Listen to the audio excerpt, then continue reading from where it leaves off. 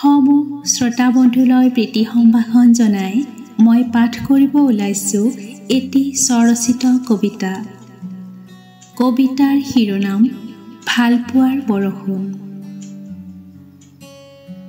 নিসংগতাৰ বাটেৰে আগবাঢ়িছিলোঁ সংগোপনে, কেতিয়াবা জোনাক বিচাৰি হাহাকাৰ কৰিছিলোঁ। হুমুনিয়াবোৰে কেতিয়াবা তোলপাৰ কৰিছিল মোৰ বুকুৰ অৰণ্য, বিষাদবোৰে খামুচি ধৰিছিল কলিজাটো।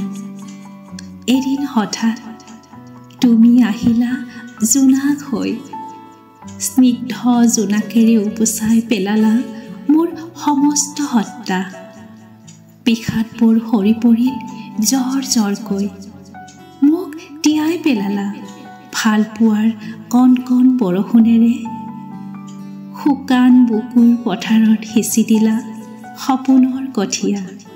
মই জি উঠিলোঁ সেউজীয়া হৈ নতুন ৰূপত তোমাৰ আদৰত।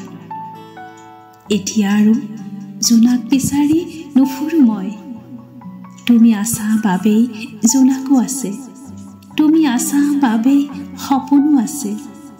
কথা দিলোঁ মই তোমাৰ উদাসী সন্ধিয়াবোৰ জীপাল কৰি তুলিম মোৰ প্ৰেমেৰে।